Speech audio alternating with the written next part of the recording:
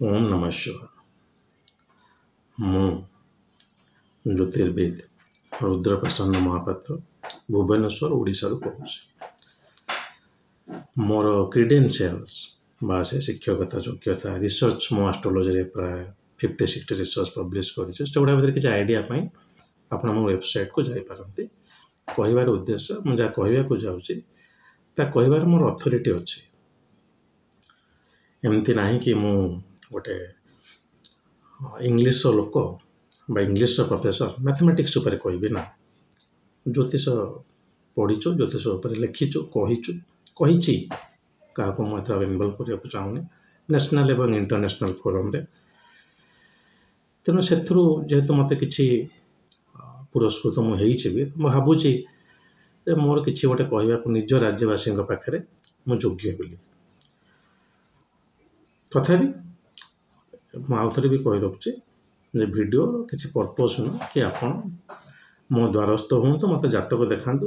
ଯଦି ଜ୍ୟୋତିଷରେ ଆସ୍ଥା ଅଛି, ଯାହାକୁ ଯେଉଁ ଜ୍ୟୋତିଷଙ୍କୁ ଦେଖାଉଛନ୍ତି ତାଙ୍କୁ ସବୁବେଳେ ଜାତକ ଦେଖାନ୍ତୁ। ସେ ଥରେ ଯେ ଜାତକ ଦେଖିଛନ୍ତି ସେ ଆପଣଙ୍କ ଭଲ ଗାଇଡ଼ କରିପାରିବେ ଦେନ୍ ଏନି ଅଦର ଆଷ୍ଟ୍ରୋଲୋଜର। ହଉ, ଆଜିର ବିଷୟବସ୍ତୁ ହେଲା ରାହୁ ଆଉ କେତୁ। କିଛି ଲୋକ ଏବେଠୁ ଡରିବେଣି। ରାହୁ କେତୁ ମୁଁ ଦେଖିଛି ବହୁତ ଲୋକ କୁହନ୍ତି ଯେ ସାର୍ ମୋ ଜ୍ୟୋତିଷରେ ବିଶ୍ୱାସ ନାହିଁ, କିଛି ଫରକ ପଡ଼ୁନି। ଆପଣ ବିଶ୍ୱାସ କରିବେ, ମୁଁ କରିବିନି, କିନ୍ତୁ ଗଭର୍ଣ୍ଣମେଣ୍ଟ ବିଶ୍ୱାସ କରୁଛି। ୟୁଜିସିରେ ଏଟା ଆପ୍ରୁଭ୍ ହେଇଗଲା ଏବଂ ୟୁନିଭର୍ସିଟିରେ ପଢ଼ା ହେଉଛି। ବନାରସ ହିନ୍ଦୁର ଗୋଟେ ପ୍ରଫେସର ମୋ ସହିତ କାଲକାଟାରେ ଗୋଟେ କନଫରେନ୍ସରେ ଆସିଥିଲେ। ଜ୍ୟୋତିଷର ସାଂସ୍କ୍ରିଟ ଡିପାର୍ଟମେଣ୍ଟ ଅଣ୍ଡରରେ ପ୍ରଫେସର ଅଛନ୍ତି। ୟୁଜିସିରୁ ୟୁଜିସି ହେଲେ ପିଲା ସେଠି ପଢ଼ୁଛନ୍ତି। ପଢ଼ିଲା ପରେ ସେମାନେ ବି ଅନ୍ୟାନ୍ୟ ଛୋଟ ମୋଟ କଲେଜ ୟୁନିଭର୍ସିଟି ଗ୍ରାଜୁଏସନ୍ ଲେବୁଲରେ ଜ୍ୟୋତିଷଟାକୁ ପଢ଼ା ହେଇପାରିବ ବୋଲି ବି ୟୁନିଭର୍ସିଟି ଡିପାର୍ଟମେଣ୍ଟ କହିছে। ଯେହେତୁ ଏତେ ୱାଇଡଲି ପିଲା ଟିକେ ଆଭେଲେବଲ୍ ନୁହନ୍ତି, ପଢ଼ା ହେଉନି। ଯୋଉଠି ଅଛି ସେଇଠି ଚାଲିଛି। ଆଉ ଆଜିକାଲି ତ ଆର୍ଟ୍ସ ସବଜେକ୍ଟ ପିଲା ବେଶୀ ପଢ଼ୁନାହାନ୍ତି, ଜ୍ୟୋତିଷ ବି କେତେ କିଏ ପଢ଼ିବେ। ତ ରାହୁ କେତୁ ଆମ ବିଷୟରେ ଯେତେବେଳେ କହୁଛୁ ଯେ ରାହୁ ଦଶା ଚାଲିଲା, କେତୁ ଦଶା ଚାଲିଲା, ବି ଅସୁବିଧା। କହି ରଖୁଛି, ମୁଁ ଯାହା କହୁଛି ସେଗୁଡ଼ା ବହିରେ ଲେଖା ହେଇଥିବା ଜିନିଷ। ନିଜ ପ୍ରାକ୍ଟିସରୁ ମୁଁ ଯାହା ଗୋଟେ ମୁଣ୍ଡରୁ ଆସିଲା ସେ ଜିନିଷ କହିଦେବାଟା ଉଚିତ ନୁହେଁ, କେହି ବି କହିବା ଉଚିତ ନୁହେଁ। ଯାହାଟା ଆପଣ ପ୍ରାକ୍ଟିସରେ ଦେଖୁଛନ୍ତି ସେଟାକୁ ଆପଣ ଗୋଟେ ରିସର୍ଚ୍ଚ କରିବେ, ତାକୁ ପବ୍ଲିଶ କରିବେ ବହି ହିସାବରେ। ଯଦି ସେଟା ଆପ୍ରୁଭ୍ ହେଲା ତାପରେ ଆପଣ କହିପାରିବେ। ନହେଲେ ଯାହା ଆମ ଋଷିମାନେ କରିଯାଇଛନ୍ତି ତାଙ୍କୁ ଆମକୁ ଆଧାର କରିକି ରହିବାକୁ ପଡ଼ିବ। ସେ ଆଧାର ବିନା ଆପଣ ଆଗକୁ ଯାଇପାରିବେ ନାହିଁ।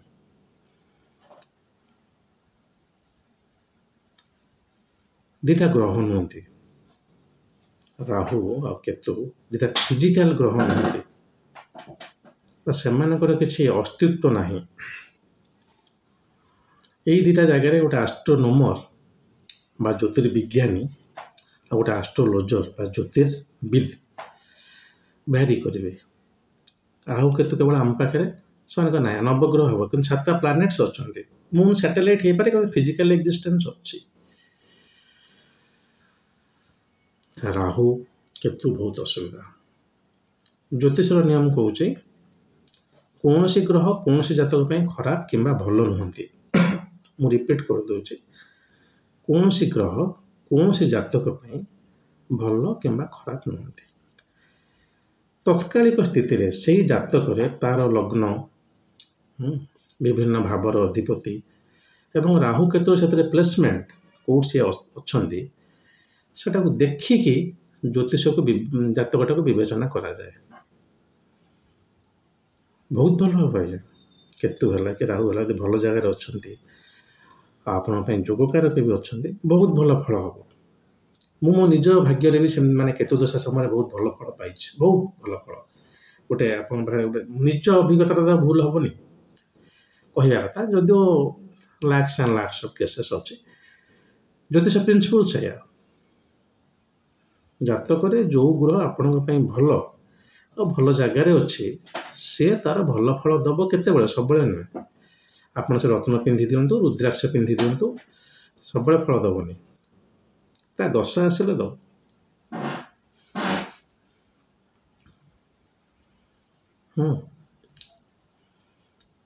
ତେଣୁ ଯଦି ଦଶା ରାହୁ କେତୁର ଚାଲିଛି ତାହେଲେ ପ୍ରଶ୍ନ ଆସିବ ଯେ ରାହୁ କେତୁ ଭଲ କି ଖରାପ। ଦଶା ନ ଆସିଲା ଯାଏଁ ସେ ଯୋଉଠି ବି ଥାନ୍ତୁ ଆମର ଅସୁବିଧା କ'ଣ ଅଛି? ସମୟ ତ ଆସିନି। ଆଉ ଗୋଟେ 5 ବର୍ଷର ପିଲା ତା ପାଇଁ ବିବାହ ସମୟ ଆସିଲାଣି? ଆସିନି। ତେଣୁ ଯେପର୍ଯ୍ୟନ୍ତ ସମୟ ନ ଆସିଛି ସେପର୍ଯ୍ୟନ୍ତ ଆପଣ ଭାଗ୍ୟକୁ ବିବେଚନା କରନ୍ତୁ ନାହିଁ। ଏମିତି କୁହାଯାଏ ହିନ୍ଦୀରେ ଯେ समय से पहले और तकदीर से ज़्यादा किसी को कुछ नहीं मिलता। ଆପଣଙ୍କର ଯେଉଁ ଯେଉଁ ଜିନିଷ ଏ ଜନ୍ମରେ ଆପଣ ଭୋଗ କରିବାର ଅଛି, ହରେଇବାର ଅଛି, ଯାହା ବି କୁହନ୍ତୁ, ସମୟ ଆସିଲେ ଆସିବ, ସମୟ ଆସିଲେ ସେ ଯିବ। ଭାବି ନିଅନ୍ତୁ ରାହୁ କିମ୍ବା କେତୁ ଆ ଭିତରୁ କେଉଁଟା ଗୋଟେ ଆପଣଙ୍କର ଚାଲିଛି। ପ୍ରଥମେ ଗ୍ରହ ଦୁଇଟାକୁ ଟିକେ ଭଲ କି ବୁଝିଯିବା। ପ୍ରଥମ ଜିନିଷ ହେଲା ଏମାନଙ୍କର ଗୋଟେ ଫିଜିକାଲ ଏକ୍ଜିଷ୍ଟେନ୍ସ ନାହିଁ। ଯେହେତୁ ମୁଁ ଇଂଲିଶରେ କହେ, ଇଂଲିଶରେ ଲେଖେ, ଇଂଲିଶରେ ପ୍ରେଜେଣ୍ଟ ବି କରେ ନ୍ୟାସନାଲ୍ ସେମିନାରରେ, ଏବଂ ଗୋଟେ ବହୁତ ଅଳ୍ପ ବୟସରୁ ଇଂଲିଶ ସହିତ ଓତପ୍ରୋତ ଭାବରେ ଜଡ଼ିତ, ଏତିକି ଓଡ଼ିଆ କହିବାକୁ ମୋତେ ବହୁତ ପରିଶ୍ରମ ବି କରିବାକୁ ପଡ଼ୁଛି। ଯଦିଓ ଭାଷା ପ୍ରତି ସମ୍ପୂର୍ଣ୍ଣ ମମତା ଏବଂ ଆଟାଚମେଣ୍ଟ ଅଛି। ମୁଁ ଶୁଣେ ଏବଂ ପଢ଼ାପଢ଼ି କରେ, କିନ୍ତୁ ଇଂଲିଶଟା ଗୋଟେ ମିନ୍ସ ଅଫ୍ ଲାଙ୍ଗୁଏଜ୍ ଯେଉଁଠିକି ବହୁତ ଗୁଡ଼ାଏ ଜିନିଷ ପଢ଼ି ହୁଏ। ଆପଣ ଓଡ଼ିଆ ଜାଣନ୍ତୁ, କୁହନ୍ତୁ, ତା ସହିତ ଯଦି ଅନ୍ୟ ଜ୍ୟୋତିର୍ବିଦ୍ ମାନେ ବି ଇଂଲିଶଟାକୁ ଜାଣିପାରିଲେ ତାହେଲେ ବହୁତ ଭଲ। କାହିଁକିନା ମୁଁ ଏବେ ଦେଖୁଥିଲି ଆଜି ଆମ ଓଡ଼ିଶାରେ ଗୋଟେ କନଫରେନ୍ସ ହେଉଥିଲା, ମୁଁ ଯାଇଥିଲି। ମୁଁ କହିଲି ବିଭି ରମନ, ସେମାନେ କହିଲେ ସାର୍ ଆମେ ନାଁ ଶୁଣିନୁ। ମାନେ ଏତେ ଗୋଟେ ଦୟନୀୟ ଅବସ୍ଥାରେ ଅଛି ଓଡ଼ିଶାରେ ଜ୍ୟୋତିଷ କହିବାକୁ ଗଲେ। 2-3 ଜଣ 3-4 ଜଣ ଜ୍ୟୋତିଷଙ୍କୁ ନେଇକି ଜ୍ୟୋତିଷ ହୁଏ ନା। ଯେମିତି ଏଟା ଗୋଟେ କଲେକ୍ଟିଭ୍ ଜିନିଷ। ତେଣୁ ସେ ଯାହା ବି ହଉ ନା କାହିଁକି, ଆମର ତ ସେଥିରେ ପଶିବାର ନାହିଁ ଯେ କେଉଁଠି ଜ୍ୟୋତିଷ ଭଲ କେଉଁଠି ଖରାପ ନା। କିନ୍ତୁ ଆମ ଓଡ଼ିଶାରେ ଯଦି ଆମେ ଇଣ୍ଡିଆ ଲେଭେଲରେ କମ୍ପେୟାର କରିବା ଏତେ ଇଏ ନୁହେଁ। That's because of this language problem. Rahu corruption, Rahu ନିଶା।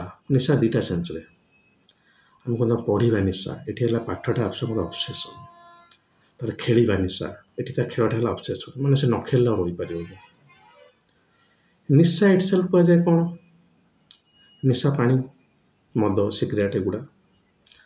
ମଦ ନହେଲେ ସେ ରହିପାରିବନି। ଏଠି ମୁଁ କହୁଛି ଆପଣଙ୍କର ଆଡ଼ିକ୍ସନ୍ ବିଷୟରେ। ପାନଟେ ବି ହଉ, ଗୁଟକାଟେ ବି ହଉ, ଯେଉଁଟାକି ଆପଣଙ୍କୁ ସିଭିୟରଲି ଗ୍ରାସ କରିକି ରଖିଛି, ମାନେ ହାଇଲି ଆଡ଼ିକ୍ଟେଡ଼ ରହିବ। ଆପଣ ଯେତେ ଚେଷ୍ଟା କଲେ ବି ସେ ସିଗାରେଟ୍ ଛାଡ଼ିବନି, ସେ ମଦ ଛାଡ଼ିବନି। ମାନେ ମୁଁ କହୁନି ଆପଣ ଚେଷ୍ଟା ନ କରନ୍ତୁ, ମାନେ ସେଇଟା ଗୋଟେ ଆପଣଙ୍କ ଆଡ଼ିକ୍ସନ୍ଟା ରହିଥିବ। ସେ ହେଲା ରାହୁର କାରକତ୍ୱ। ଆଉ ରାହୁର ଆଉ ଗୋଟେ ବି କାରକତ୍ୱ ହେଲା ଏଇସବୁ ଯେଉଁ କ୍ୟାସିନୋ ଚାଲୁଛି, କିଛି ବି ଗୋଟେ ଇଲିଗାଲ ଆଫେୟାର୍ସ, ସେଗୁଡ଼ା ସବୁ ହେଲା ରାହୁ। ତ ରାହୁ କଳିଯୁଗ ପାଇଁ ଫିଟ୍ ବୋଲି କୁହାଯାଏ।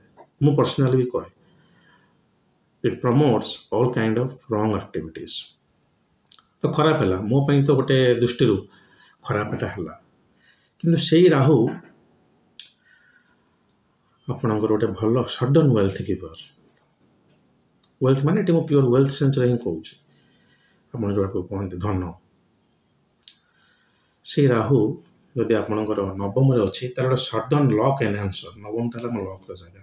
କୁହାଯାଏ ଯେ ନବମ ରାହୁ ବହୁତ ଭଲ। କୁହାଯାଏ ନା ଲେଖାଯାଇଛି। ସେ ରାହୁ ଯଦି ସପ୍ତମରେ ଅଛି ତାହେଲେ ଭଲ। କାରଣ ସପ୍ତମ ଗୋଟେ ଘର ଯେଉଁଠୁ ଆମେ ବିବାହ ଏବଂ ବ୍ୟବସାୟ ଦେଖୁ। ରାହୁ ଗୋଟେ ବେଡ୍ ପ୍ଲେଜରଟାକୁ ରାହୁ କୁହାଯାଏ, ବା ଗୋଟେ ଶାରୀରିକ ସମ୍ବନ୍ଧଟାକୁ ରାହୁ କୁହାଯାଏ। ତେଣୁ ସପ୍ତମରେ ଥିବା ଲୋକର ରାହୁ ଶାରୀରିକ ସମ୍ବନ୍ଧ ରଖିବାରେ ବିଶେଷ ଅସୁବିଧା ହେବନି। ସେହି ସୁତାର ସବୁ ଜିନିଷ ହେବନି। କିନ୍ତୁ ସେଇ ରାହୁ ଯଦି ଖରାପ ଜାଗା ରହିଲା, ଦ୍ୱାଦଶରେ ରହିଲା, ଷଷ୍ଠ ଘରେ ରହିଲା, ଷଷ୍ଠ ଘରେ କିଛି ଗୋଟେ ରୋଗ ହେବ ଆପଣ ଜାଣିପାରିବେନି। ଏ ଗ୍ରହ ନିଜେ ହିଁ ନାହିଁ, ତେଣୁ ତାର କାରକତ୍ୱଟା ଆପଣ ଜାଣିପାରିବେନି। କେଉଁ ରୋଗ ହେଉଛି କିନ୍ତୁ ସିରିୟସ୍ ହେବନି, କାରଣ ଷଷ୍ଠ ଘରଟା ଗୋଟେ ସିରିୟସ୍ ରୋଗର ନୁହେଁ। ସେଇ ରାହୁ ଯଦି ଦ୍ୱାଦଶ ଘରେ ରହିଲା, ସେ ଲୋକଟା କେବେ ତା ଘରକୁ ଆସିପାରିବନି, ମଦର ଲ୍ୟାଣ୍ଡରେ ରହିପାରିବ ନାହିଁ, ବାହାର ଲ୍ୟାଣ୍ଡକୁ ପଳେଇବ। ଡିପେଣ୍ଡ କରେ ରାହୁର ନକ୍ଷତ୍ର କେଉଁଠି ଅଛି, ତାର ଲଗ୍ନାସ କେଉଁଠି ଅଛି, ତାର ମୁନ୍ କେଉଁଠି ଅଛି, ତାକୁ ଦେଖିକି ସେ ଲୋକ ବାହାରେ ଏନ୍ଜୟ କରିବ କି ନାହିଁ କୁହାଯାଏ। କିନ୍ତୁ ରାହୁ ତାକୁ ପ୍ରାୟ ବାହାରକୁ ନେଇଯିବ। ଲଗ୍ନ ରାହୁ ରହିଲେ ରାତିରେ ଭଲ ନିଦ ହେବନି, ମ୍ୟାଡନେସ୍। ଇଭିନ୍ ଚନ୍ଦ୍ର ଲଗ୍ନରେ ବି ରହିଲେ ହେବନି। ଲଗ୍ନଟା ହେଲା ଶରୀର, ଚନ୍ଦ୍ର ଲଗ୍ନ, ଜନ୍ମ ଲଗ୍ନ ଶରୀର, ଚନ୍ଦ୍ର ଲଗ୍ନ ହେଲା ମନ।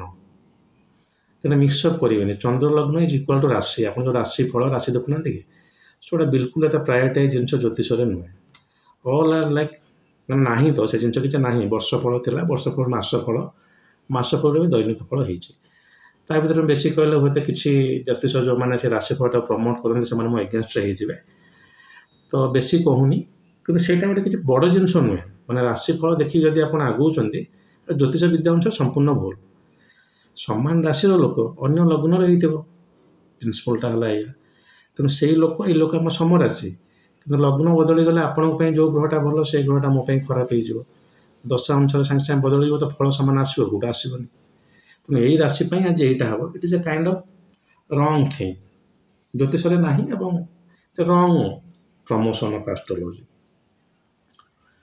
हाँ पांजी अच्छी मुहूर्त अच्छी आज कौ राशि चंद्र शुद्धि आज कौटा अच्छे सब जिन से जाओ ना नहीं मुझे टिके भितर मन पड़े कहीदे कहीं मुझे प्रिपेयर होके आसे ना केवल जो मुझे प्रेजेंट करने प्रेजेंट भी एवं कै सब तो ऑनलाइन बहुत भल हो आक्रॉस दि ग्लोब लोक बस पार्टी आम गोटे पैसा खर्च कर बाहर गले भी एमती भल कॉन्फिडेंस पाऊनु ये जो इटाली लोक आसवे जो फिनलैंड लोक आसवे तो से मैंने किसी आम बहुत बड़ रिसर्च कर माने नुहे आम हिंदू विद्याटा आमर कि खुशी लगे से चेष्टा कर जानापी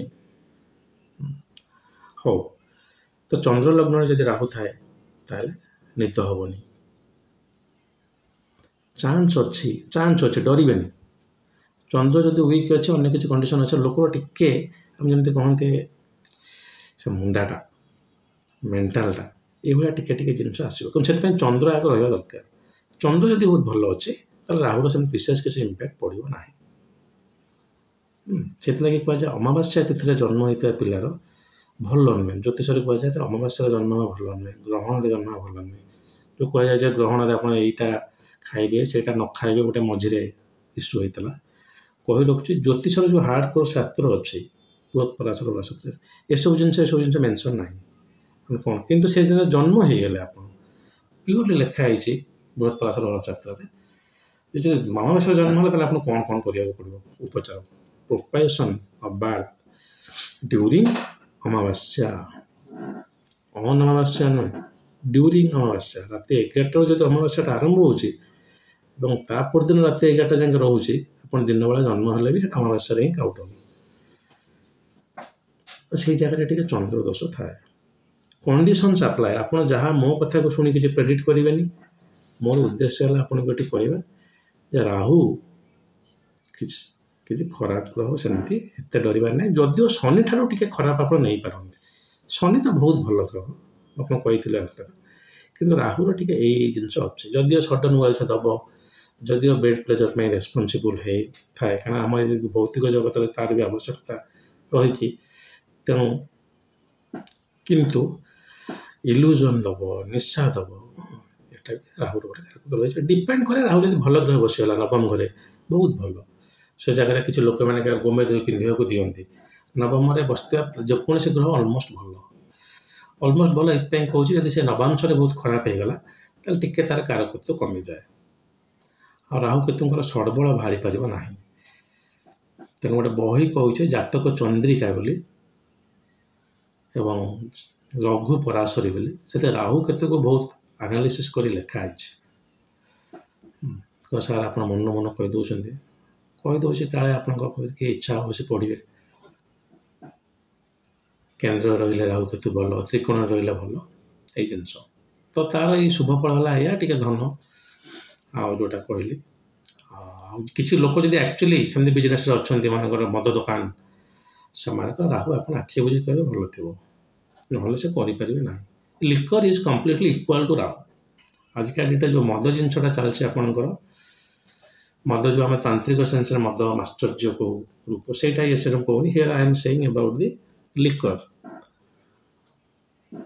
इम्प्लिकेटिंग राहु केवल राहु से आपंकर रिप्रेजेंट करे तेणु से दृष्टि टी मुझे कहूँ एत भल नुहे डरबार किसी ना राहु जदि आपण जातक ज्योतिर्विद को देखा से जहाँ कहते से करूँ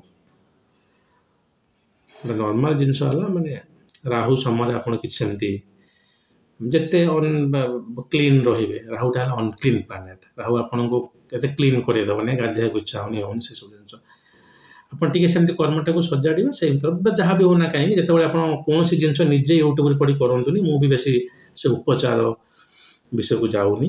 ଆପଣ ଯେକୌଣସି ଗୋଟେ ଜ୍ୟୋତିଷଙ୍କୁ ଦେଖାଉଛନ୍ତି ଯାହା ତାଙ୍କୁ ପଚାରିକି କରିବେ ଯେ ସାର୍ ଏଇ ଅସୁବିଧା ହେଉଛି, ରାହୁ ଦଶା ପାଇଁ କରନ୍ତୁ। ଗଲା କେତୁ, ସେ ରାକ୍ଷସ ନାଁ ସୌରଭାନୁ, ବହୁତ ସ୍ମାର୍ଟ, ଅମୃତ ଖାଇ ଦେଉଥିଲା ବିଷ୍ଣୁ ମୋହିନୀ ହେଲା ପରେ ବି। ତ ହି ୱାଜ୍ ବିହେଟେଡ୍, ଆଉ ମୁଣ୍ଡ ଗଣ୍ଡି ଅଲଗା କରିଦେଲେ। ମୁଣ୍ଡ ହେଇଗଲା ରାହୁ, ବଡି ହେଇଗଲା କେତୁ। ତ ଦେଖନ୍ତୁ, ଗୋଟେ ମାଇଥୋଲୋଜିକାଲ ଜିନିଷଟା ଆକ୍ଚୁଆଲି ହରୋସ୍କୋପରେ ରିପ୍ରେଜେଣ୍ଟ ହୁଏ। ତେଣୁ ଯାହାର ରାହୁ ଥିବ ଭଲ, ସେ ପିଲାଟା ଭାରି ମ୍ୟାନିପୁଲେଟିଭ୍ ହେଇଥିବ।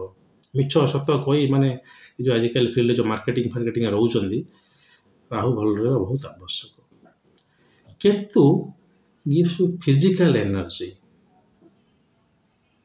ଫିଜିକାଲ, କ୍ଷମା କରିବେ ମଝିରେ ମଝିରେ ଟିକେ ଟିକେ ଇଂଲିଶ କହିଦେଉଛି, ତାକୁ ବି ଓଡ଼ିଆ ଟ୍ରାନ୍ସଲେଟ୍ କରୁଛି। କାରଣ ହେଲା ଯେ ଇଂଲିଶରେ ଲେଖିବା କହିବାଠୁ ଆରମ୍ଭ କରି ଗୋଟେ ଆଷ୍ଟ୍ରୋ ଯୋଗୀ ବୋଲି ଗୋଟେ ଆପ୍ ଅଛି ବି, ଏବେ ଆପଣ ଦେଖିପାରିବେ। ସେଠି ପ୍ରାୟ ମୁଁ 9 ମାସ ଥିଲି ଏବଂ ପ୍ରତିଦିନ ସେଠି ମୁଁ 3 ଘଣ୍ଟା ଲାଇଭ୍ ଯାଏ। ଏବେ ଆଉ ଯାଉନି, ସେଇଟା ମୁଁ ଛାଡ଼ିଦେଲି।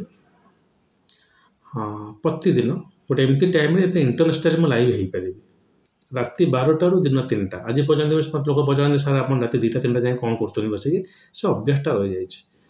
ତ 3 ଘଣ୍ଟାରେ ମୁଁ ଲାଇଭ୍ ବି ଯାଏ, ମୁଁ ଇଂଲିଶରେ ହିଁ ନୋଟେସନ୍ କହୁଥିଲି। ସେଠୁ ଛାଡ଼ିଲା ପରେ ମୁଁ ଇଂଲିଶରେ ୟୁଟ୍ୟୁବ୍ ଭିଡ଼ିଓ କଲି, ଏବେ ବହୁତ ରିକ୍ୱେଷ୍ଟ ହେଲା ପରେ ଓଡ଼ିଆ। ତେଣୁ ଇଂଲିଶଟାକୁ ଟିକେ ଆପଣ କ୍ଷମା କରିବେ, ମୁଁ ଚେଷ୍ଟା କରୁଛି ନ କହିବା ପାଇଁ ଯେତେ। କେତୁ ହେଲା ଦେହ, ରାହୁ ଯଦି ଡିଜଅନେଷ୍ଟି ହୁଏ, କେତୁ ହେଲା ଅନେଷ୍ଟ। ସବୁବେଳେ ଜାତକରେ ଦେଖିବେ ସେ ଦୁଇ ଜଣ ଠିକ୍ ଅପୋଜିଟ୍ରେ ଥିବେ। ଯଦି ରାହୁ ଏଠି ବସିଥିବ, କେତୁ ଠିକ୍ ତା ଅପୋଜିଟ୍। ରାହୁ ଯଦି ଉପରେ ବସିଥିବ, କେତୁ ତାର ଅପୋଜିଟ୍। ପ୍ରାକ୍ଟିକାଲି ବି ସେ ସେଇଆ ଇଣ୍ଡିକେଟ୍ ହିଁ କରନ୍ତି। ରାହୁ ଯେଉଁ ଖରାପ ଜିନିଷ, କେତୁ ପୁରା ଭଲ। ରାହୁ ଯଦି ମାୟା କହିବା, ତାହେଲେ କେତୁ ହେଲା ଆଧ୍ୟାତ୍ମ। ରାହୁ ଯଦି ମିଛ ହୁଏ, ତାହେଲେ କେତୁ ହେଲା ସତ। ରାହୁ ଯଦି ଆଟାଚମେଣ୍ଟ ହୁଏ, କେତୁ ହେଲା ଡିଟାଚମେଣ୍ଟ। ତ ଯେଉଁମାନେ ଆପଣଙ୍କର ଏ ଯେଉଁ ସାଧୁ ଯୋଗୀ ହେଉଛନ୍ତି ବା ବେଶୀ ଟିକେ ସଂସାର ପ୍ରତି ବୈରାଗୀ ରହୁଛନ୍ତି, ସେମାନଙ୍କର କେତୁ ବହୁତ ଷ୍ଟ୍ରଙ୍ଗ ଥିବ। କେତୁ ଷ୍ଟ୍ରଙ୍ଗ ନଥିଲେ ହେଇପାରିବ ନାହିଁ। ଆଉ ସେମାନଙ୍କ ପାଇଁ କେତୁ ଭଲ ଜାଗା ରହିବା ଆବଶ୍ୟକ ବି। ରହିଲେ ସେମାନେ ସେ ଦିଗରେ ବହୁତ ସାଧନା ଆଗେଇ ପାରିବେ। ଯେମିତି କୁହାଯାଏ ଏସୋଟୋରିକ୍ ଆଷ୍ଟ୍ରୋଲୋଜି, ଯେଉଁଟାକି ସ୍ପିରିଚୁଆଲ୍ ଆଷ୍ଟ୍ରୋଲୋଜି, ସେଥିରେ କେତୁର ବହୁତ ଏମ୍ଫାସିସ୍ ରହିଛି। ଯେଉଁ ଜିନିଷ ଗୁଡ଼ା ଆମେ ନର୍ମାଲ ଆଷ୍ଟ୍ରୋଲୋଜି ଦେଖୁଛୁ, ତାର ଆଣ୍ଟି ଗୁଡ଼ା ସବୁବେଳେ ଭଲ ଏସୋଟୋରିକ୍ ଆଷ୍ଟ୍ରୋଲୋଜିରେ ଗୋଟେ ବେସିକ୍ ଆଇଡ଼ିଆ ନେଇଥାନ୍ତୁ। ଯଦି ପାରିବେ, ମୋର ଗୋଟେ ଇଂଲିଶ ଭିଡ଼ିଓ ଅଛି ଏସୋଟୋରିକ୍ ଆଷ୍ଟ୍ରୋଲୋଜି ଉପରେ, 2ଟା ଖଣ୍ଡେ ମୁଁ କରିଛି, ବୋଧେ ଦେଖିନେବେ ଯଦି ଇଂଲିଶ ବୁଝୁଛନ୍ତି। ବହୁତ କମ୍ପ୍ରିହେନ୍ସିଭଲି ମୁଁ କହିଛି ସେଠି। କେତୁ ଆପଣଙ୍କୁ ଅନେଷ୍ଟି ଦେବ। କିଛି ତାର ମାନେ ଆଣ୍ଟି ଜିନିଷ ହେଲା କ'ଣ, ଯଦି ରାହୁ ଗୋଟେ ଜିନିଷଟାକୁ 20 ଥର କହିଲେ ବି ସେ ଆପଣଙ୍କୁ ମାନେ ବୁଝିବ, କିଛି କହିବନି, ଶୁଣିବ, ଇଏ କରିବ। Ketu is very straightforward, ବୁଝିବନି, ସେ ମୁଣ୍ଡ ହିଁ ନାହିଁ ତ ବୁଝିବ କ'ଣ। କେତୁ ଯଦି ଲଗ୍ନ ଚନ୍ଦ୍ର ଲଗ୍ନରେ ଅଛି, ସେ ପିଲାଟା ଅବୁଝା ହେବ ଭାର୍ଯ୍ୟରେ। ନବାଂଶର ଲଗ୍ନରେ, ନବାଂଶ ଗୋଟେ କୁଣ୍ଡଳୀ କହି ରଖୁଛି, ଯେଉଁଟାକି ଆମର ଓଡ଼ିଶାରେ ମାନେ ତ୍ରିପତାକି ପତ୍ରଟାକୁ ଦେଖନ୍ତି। ଏବେ ମୁଁ ଗୋଟେ କନଫରେନ୍ସରେ ଥିଲି, ଜଣେ ବହୁତ ସିନିୟର ଆଷ୍ଟ୍ରୋଲୋଜର ଫ୍ରମ୍ ଦିଲ୍ଲୀ, ଯିଏକି ଆମର କେଏନ୍ରାଙ୍କ ଷ୍ଟୁଡେଣ୍ଟ ବି, ଡାଇରେକ୍ଟ ଫ୍ୟାକଲ୍ଟି ବି ଅଛନ୍ତି PVBରେ। ସିଏ କହୁଥିଲେ ଯେ ଆମ ତ୍ରିପତାକି ଚକ୍ରଟା ଆମ ଇଷ୍ଟର୍ଣ୍ଣ ଇଣ୍ଡିଆରେ ଖାଲି ଚାଲେ। ମୁଁ ବି ଜାଣିନଥିଲି। ବାଳାରିଷ୍ଟ, କାଳେ ପିଲାଟା ଚାଲିଯିବ କି ଜନ୍ମ ହେଲା ପରେ, କିନ୍ତୁ ଆମ ନବାଂଶଟା ଚାଲେନି। ଯେଉଁଠିକି ଜ୍ୟୋତିଷଶାସ୍ତ୍ରରେ ଲେଖା ହେଇଛି, ଲଗ୍ନ କୁଣ୍ଡଳୀରୁ ଖାଲି ପ୍ରେଡିକ୍ସନ୍ ଆପଣ କରିବେ ନାହିଁ, ଆଉ ଗୋଟିଏ କୁଣ୍ଡଳୀ ନିହାତି ଆବଶ୍ୟକ, ସେ ହେଲା ନବାଂଶ। ଲେଖା ହେଇଛି ଯେ ମଙ୍ଗଳ ଯଦି ଏଇ ଜାଗାରେ ଥାଏ କିମ୍ବା ଏଇ ନବାଂଶରେ ଥାଏ, ତାହେଲେ ଫଳ ଏହା ହେବ। ତେଣୁ ଯଦି ଗୋଟେ ଲୋକ ଲଗ୍ନ କୁଣ୍ଡଳୀ ଦେଖି ପ୍ରେଡିକ୍ସନ୍ କରେ, ସେଇଟା ଗୋଟେ 50% ହେଇକି ରହିଯିବ। ଯଦିଓ ଏ କରିକି ଠିକ୍ ହେଇଯାଉଛି, ଏଇଟା ପ୍ରୋସେସ୍ ନୁହେଁ। ତେଣୁ ମୁଁ ସବୁବେଳେ ନବାଂଶଟାକୁ ବି ଏମ୍ଫାସିସ୍ ଦିଏ। ଯଦି ନବାଂଶ ଲଗ୍ନ କିମ୍ବା ଚନ୍ଦ୍ର ସାଙ୍ଗରେ କେତୁ ବସିଛି, ତାହେଲେ ସେ ପିଲା ବୁଝିବନି। ଆଉ ଏଇଭଳିଆ ପିଲା ବେଶୀ ଟିକେ ପୋଲିସ ଆର୍ମିରେ ଯିବାକୁ ଚେଷ୍ଟା, ବେଶୀ ଖାଲି ଆର୍ମି, ପୋଲିସ ନୁହେଁ। ମନେ ରଖିଥାନ୍ତୁ, ପୋଲିସ ହେବା ପାଇଁ ହେଲେ ରାହୁ ଦରକାର। ପଲିଟିକ୍ସ, ମ୍ୟାନିପୁଲେସନ୍, କରପ୍ସନ୍, ଏଗୁଡ଼ା ସବୁ ପୋଲିସର। କିନ୍ତୁ army, highly discipline, fighting, cut ଯେଉଁଟା ଆମର କୁହାଯାଏ ଫାଇଟ୍ରେ ମାଡ଼ଟା ହେଲା ମଙ୍ଗଳର। ଯଦି ଆପଣ ଗୋଟେ ବାଡ଼େଇ ଦେଉଛି, ମୁଣ୍ଡ ମାଡ଼ି ହେଇଯାଉଛି, ମଙ୍ଗଳର କାରକତ୍ୱ। ସେଠି ଛିଡ଼ି ଯାଉଛି, କଟି ଯାଉଛି, ରକ୍ତ ବାହାରି ଯାଉଛି, ସେଟା କେତୁର କାରକତ୍ୱ। ହେଲେ କେତୁର ଆଉ ଗୋଟେ କାରକତ୍ୱ ହେଲା ଅପରେସନ୍ ବା ସର୍ଜରୀ। ଅପରେସନ୍ଟା ଠିକ୍ ଟର୍ମ ନୁହେଁ, ମୁଁ ଖାଲି କହି ରଖୁଛି। ସର୍ଜରୀ କ'ଣ ତାର ଓଡ଼ିଆ? ଅସ୍ତ୍ରୋପଚାର। ତେଣୁ ଅସ୍ତ୍ରୋପଚାର କରିବା ପାଇଁ କେତୁ ଦାୟୀ। କେତୁ ଯଦି ଆପଣଙ୍କ ଦ୍ୱାଦଶ ଘରେ ବସିଛି କିମ୍ବା 6 ଘରେ ବସିଛି, ଲାଇଫ୍ରେ ତା ଦଶା ସମୟରେ ଅସ୍ତ୍ରୋପଚାର ହେବାର ଚାନ୍ସ ଅଛି। ସେଇ ଘରର ଅଧିପତି ଯଦି ବହୁତ ଭଲ ଥିବେ, ତାହେଲେ ତଥାପି ଅଛି, ବହୁତ ଭଲ ଥିବେ, ଭଲ ଜାଗାରେ ଥିବେ, ବହୁତ ସକ୍ସେସଫୁଲ୍ ସର୍ଜରୀ ହେବ। ଯଦି ସେମାନେ ବି ପୀଡ଼ିତ ଥିବେ, ଅନସକ୍ସେସଫୁଲ୍ ସର୍ଜରୀ ହେବ। So easy astrology. ଆଉ ଯେହେତୁ କେତୁ କିଛି ବୁଝିବନି, ବହୁତ ଅନେଷ୍ଟ, ସେଭଳିଆ ପିଲା ଗୁଡ଼ା ଇଣ୍ଟ୍ରୋଭର୍ଟ ହେଇଯିବେ, ଏକାଟିଆ, କାହା ସହିତ ବେଶୀ ମିଶିବେନି, କଥା କହିବେନି। ରାହୁ କିନ୍ତୁ ବହୁତ ପିଲା ସାଙ୍ଗରେ ମିଶେଇବ। ତେଣୁ ମନେ ରଖିଥାନ୍ତୁ ଏ ଦୁଇଟା ପ୍ଲାନେଟ୍ର ଭଲ ଆଉ ଖରାପ ଗୁଣ କ'ଣ ଆଉ କେମିତି ଫଙ୍କସନ୍ କରନ୍ତି।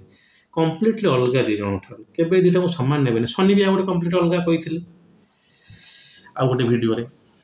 ରାହୁ କେତୁ ଶନିକି କିଛି ଡରିବାର ଆବଶ୍ୟକତା ନାହିଁ। ଆପଣ ତାଙ୍କର ପଜିଟିଭଟା ବହୁତ ଦରକାର।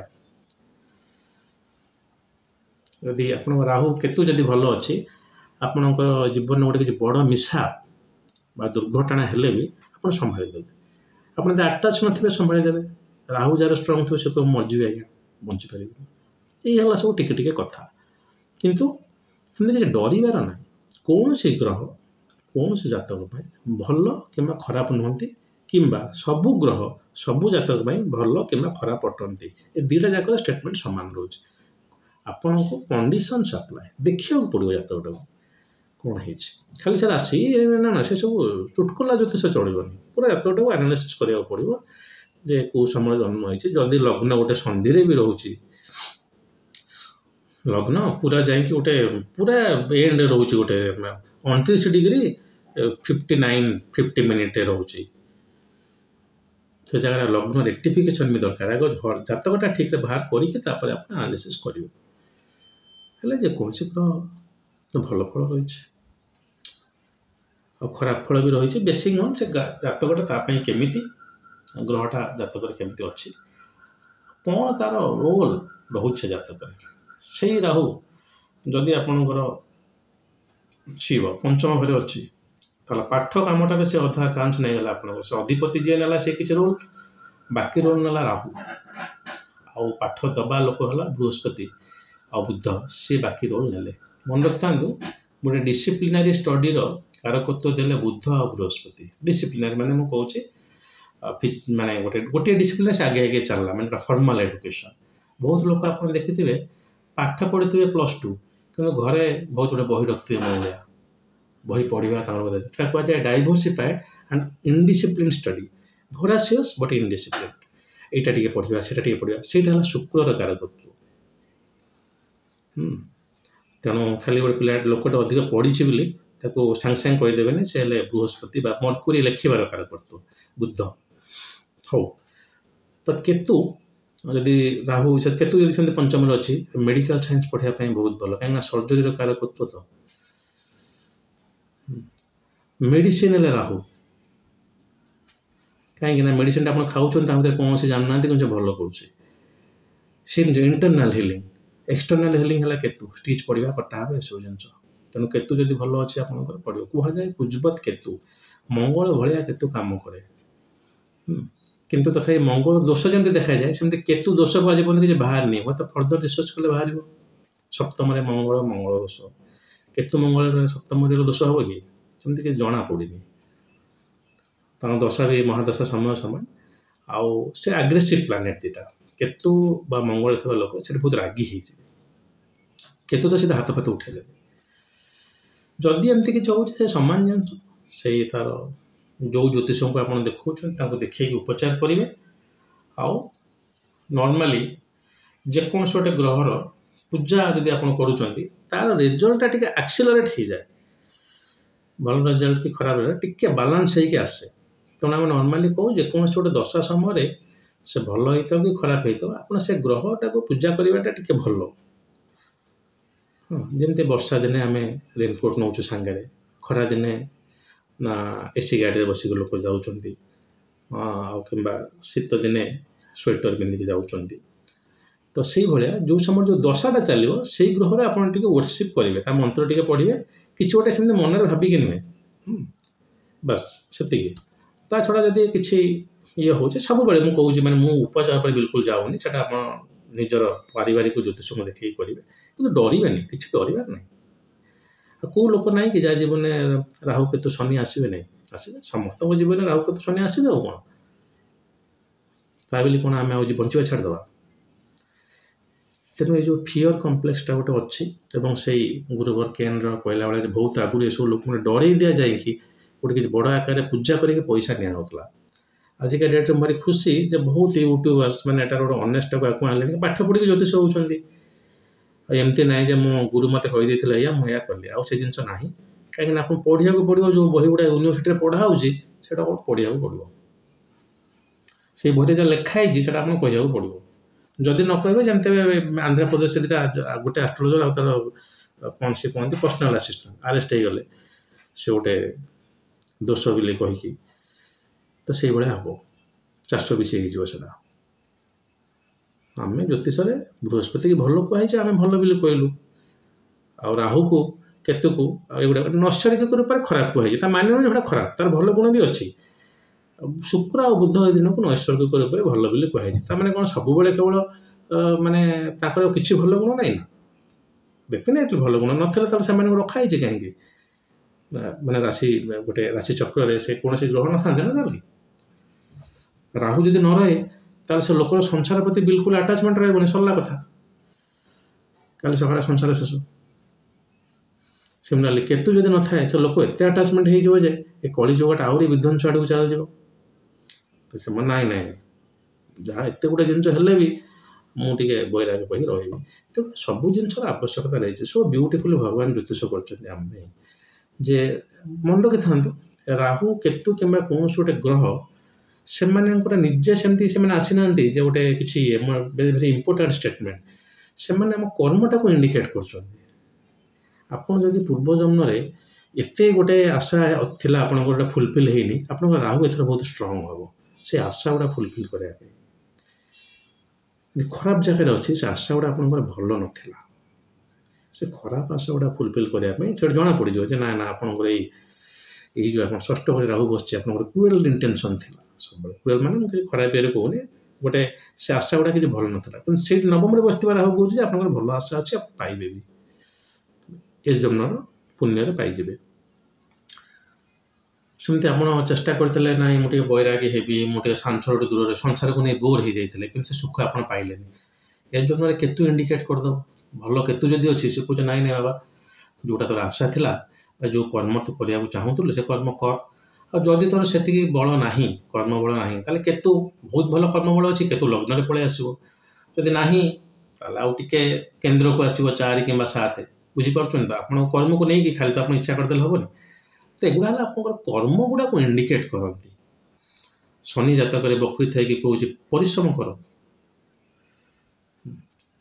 ତେଣୁ ଯେଉଁ ଗୋଟେ ମିସକନସେପସନ୍ ଆପଣ ନେଇଛନ୍ତି, ମୁଁ କାହାକୁ ପର୍ଟିକୁଲାରଲି କହୁନି ଯେ ଜ୍ୟୋତିଷ ହେଲା ଖାଲି ଭାଗ୍ୟରେ ଖେଳରେ, ଭାଗ୍ୟ ଆସିଲା କୁଆଡ଼ୁ? ଭାଗ୍ୟ ଆସିଲା କୁଆଡ଼ୁ? ଆପଣମାନେ ଜାଣିନାହାନ୍ତି ଭାଗ୍ୟ ଅଛି ବୋଲି? ସେଇ ଜିନିଷଟାକୁ ଆମେ ପଢ଼ିପାରୁଛୁ, ଆଉ କ'ଣ ଆମେ କହିପାରୁଛୁ ପଢ଼ିକି ଏଇ ଜିନିଷ ହେବ ବୋଲି, ଆଉ କ'ଣ? ଆଉ ତ କ'ଣ କରିବା, ହେଟା ଲେଖା ହେଇଛି, ସମୟକୁ କେହି ଜାଣିପାରିବେନି, ସେଇଟା ଗୋଟେ ପ୍ରୋବାବିଲିଟି ବେସିସ୍ରେ କହିହେବ, 100% ଦେଇ କହିହେବନି, କିନ୍ତୁ ତା ଛଡ଼ା କିଛି ଅନ୍ୟ ବାଟ ନାହିଁ। ଆଉ ଯେକୌଣସି ଗୋଟେ ଅକଲ୍ଟ ମେଥଡ଼ରେ ଆପଣ ଗଲେ ବି ଗୋଟେ କି ଦୁଇଟା ଜିନିଷ କହିହେବ, କିନ୍ତୁ ଜ୍ୟୋତିଷରେ ଆପଣ 10-15ଟା ଜିନିଷ ପୁରା ଟାଇମିଂ ଅଫ୍ ଇଭେଣ୍ଟରେ କହି ହେଇଯିବ। ଆଜି ଏଇଟା ହେବ, କାଲି ସେଇଟା ହେବ, ପରଦିନ ସେଇଟା ହେବ, ଏଇଟା ହେବ। ଯଦିও ଜାଣିବାର କିଛି ଆବଶ୍ୟକତା ନାହିଁ, ଭବିଷ୍ୟତଟାକୁ ଭବିଷ୍ୟତ ରହିବାକୁ ଦିଅନ୍ତୁ, ଭଲ। ଯଦି ଜ୍ୟୋତିଷ ଉପରେ ଆସ୍ଥା ଅଛି ତାହେଲେ ଠିକ୍ ଜିନିଷଟା ଜାଣନ୍ତୁ। ଆଉ ଯଦି ଅଧିକ କିଛି ଜାଣିବାକୁ ଚାହୁଁଛନ୍ତି କମେଣ୍ଟ ସେକ୍ସନରେ ଜଣାଇବେ। ଦୟାକରି ନିଜେ ପଢ଼ନ୍ତୁ। ମୁଁ ଏକୁଟିଆ ମଣିଷ ଆଉ କେତେ କହିବି, କେତେ ଲେଖିବି? ଏତେ ଲେଖିଲି, ମୋତେ ଆଶ୍ଚର୍ଯ୍ୟ ଲାଗିଲା ଯେତେବେଳେ ମୁଁ ଓଡ଼ିଶାରେ ଆସି କହିଲେ, ସାର୍ କହିଲେ ଆମେ ଜାଣିନୁ। ଏବେ ଖୁସି ବି ଲାଗିଲା, କିଛି ବହୁତ ଭେଟରାନ୍ ଆଷ୍ଟ୍ରୋଲୋଜର ସେମାନେ ମୋତେ ତାଙ୍କ ଆଡ଼ୁ ଫୋନ୍ କରୁଛନ୍ତି ଯେ ସାର୍ ଆପଣଙ୍କର ହ୍ୱେର୍ ଆବାଉଟ୍ସ କ'ଣ, ଆପଣ କେଉଁଠି ରହୁଛନ୍ତି, ଆମେ ଆପଣଙ୍କ ଲେଖା ଦେଖୁଛୁ, ଏଠି ବାହାରୁଛି ଇଂଲିଶ ମ୍ୟାଗାଜିନ୍ରେ, ଅର୍ଥାତ୍ ଆମ ଏଠି ଲେଖିପାରୁନୁ, ଓଡ଼ିଶାରେ ଆଉ କେହି ନାହାନ୍ତି। ମୁଁ ତାଙ୍କୁ କହିଲି ନାଇଁ ସାର୍, ମୁଁ ଜଷ୍ଟ ରିସେଣ୍ଟଲି ଆସିଛି, ମହାଦେବଙ୍କ କୃପାରୁ 5-7 ବର୍ଷ ହେବ ମୁଁ ଜ୍ୟୋତିଷରେ ବସିଛି ଫୁଲ୍ ଟାଇମ୍। କିଛି ରିସର୍ଚ୍ଚ ସାମ୍ୟ ଜ୍ଞାନ ଅଛି ସେଥିରେ ମୁଁ ଲେଖାଲେଖି କରୁଛୁ କାରଣ ଆମେ ତ ସେଟା କରିପାରୁନୁ କିଛି ଆଉ କିଛି ଲୋକ କହିଲେ ଆମେ ପଢ଼ିନୁ। ତେଣୁ ପଢ଼ନ୍ତୁ ନିଜେ, ମୋ ଲେଖା ନୁହେଁ, ମୁଁ ଜ୍ୟୋତିଷ ବହି ନିଜେ ପଢ଼ନ୍ତୁ, ନିଜେ ଜାଣନ୍ତୁ। ସେଟା ସବୁବେଳେ ଆପଣଙ୍କୁ ସଜ୍ଞାନଟା ଦେବ। ତା ଅପେକ୍ଷା ଜାଣିବାର ଇଚ୍ଛା ନାହିଁ ଯଦି ବିଲକୁଲ ଏଥିରେ ଆସନ୍ତୁନି, କିଛି ମ୍ୟାଣ୍ଡେଟ୍ ନାହିଁ। ତାହେଲେ ରାହୁକେତୁ ବିଷୟରେ ଆପଣ ଜାଣିଲେ, କିଛି ଡରିବାର ବ୍ୟତିବ୍ୟସ୍ତ ହେବାର ନାହିଁ। ତାଙ୍କର ସ୍ଥାନ ବା ହରୋସ୍କୋପ ଜାତକରେ ସେମାନେ କେଉଁଠି ଅଛନ୍ତି ଏବଂ ସିଏ କେଉଁ ତାଙ୍କ ଦଶା ସମୟରେ ଆସିଲେ ଆପଣ ରେସ୍ପେକ୍ଟିଭ୍ ଆଷ୍ଟ୍ରୋଲୋଜରଙ୍କୁ ଦେଖେଇବେ ଯଦି ସେମିତି କିଛି ଖରାପ ହେଉଛି। ନାହିଁ ତ ଯଦି ଆପଣଙ୍କ ପାଖରେ କୁଣ୍ଡଳୀ ଥିବ ଆପଣ ନିଜେ ଦେଖିବେ କେତୁର ଦଶା ଏହି ସମୟରେ ଆସିଲା, ଆପଣ ସେହି ସମୟ ଟିକେ ବୁଝାବୁଝି କରିବେ। କିଛି ଅସୁବିଧା ହେଲେ ଜ୍ୟୋତିଷଙ୍କ ପରାମର୍ଶ ନେଇକି ସେ କାମଟା କରନ୍ତୁ, ଉପଚାରଟା, ନହେଲେ କିଛି ଗୋଟେ ସେମିତି ଖାସ୍ ଫଳପ୍ରଦ ହେବନି। ହଉ, ଆଜି ପାଇଁ ଏତିକି। ଆପଣ ମୋ ଭିଡ଼ିଓକୁ ଲାଇକ୍ କରନ୍ତୁ, ଡିସଲାଇକ୍ କରନ୍ତୁ, ସବସ୍କ୍ରାଇବ୍ ନ କରନ୍ତୁ, ମୋର କିଛି ଅବଜେକ୍ସନ୍ ନାହିଁ। ଅନୁରୋଧ ଗୋଟିଏ, ପାରୁଛନ୍ତି ଯଦି ସେୟାର କରିଦିଅନ୍ତୁ। ହୁଏତ ଆଉ କୌଣସି ଗୋଟେ ମୋ ଭଳିଆ ମନ୍ଦବୁଦ୍ଧି ଲୋକର ମନକୁ ମୋ କଥା ଛୁଇଁପାରେ। ବହୁତ ସ୍ମାର୍ଟ ଲୋକଙ୍କ ମନକୁ ମୋ କଥା ମୁଁ ନ ବୁଝିପାରନ୍ତି ସେମାନେ ମୋତେ, କାହାକୁ ତ ଗୋଟେ ଛୁଇଁ ଦେଇପାରେ। ମୋ voice may be relevant for anybody in this world. ତ ସେଇଟା କେମିତି ହେବ ଯେତେବେଳେ ଆପଣ ସେୟାର କରିବେ। ତେଣୁ କିଛି ସେମିତି ବାଧ୍ୟତା ତ ନାହିଁ, ଯଦି ପାରୁଛନ୍ତି ସେୟାର କରିନିଅନ୍ତୁ। ଆଉ ନିଜେ ଜାଣିବା ପାଇଁ ନିଜେ ଟିକେ ପଢ଼ନ୍ତୁ, ଖାଲି ୟୁଟ୍ୟୁବକୁ ଦେଖିଦେଲେ ହେବନି। ଜ୍ୟୋତିଷର ମ୍ୟାଗାଜିନ୍ ଗୁଡ଼ା ବି ବାହାରୁଛି, ତାକୁ ଯଦି ଆପଣ ପଢ଼ିବେ ତାହେଲେ ଆପଣଙ୍କର ଜ୍ଞାନଟା କେବେ ଏପଟ ସେପଟ ହେବନି। ହଉ, ଆଜି ପାଇଁ ଏତିକି। ଯଦି ମହାଦେବ ଚାହାନ୍ତି ତାହେଲେ ମୁଁ ଆଉ କିଛି ଭିଡ଼ିଓ ନେଇ ଆପଣଙ୍କ ପାଖରେ ଫ୍ୟୁଚରରେ ଉପସ୍ଥିତ ହେବି। ମହାଦେବ ଆପଣଙ୍କର କଲ୍ୟାଣ କରନ୍ତୁ। ଓମ୍ ନମଃ ଶିବାୟ।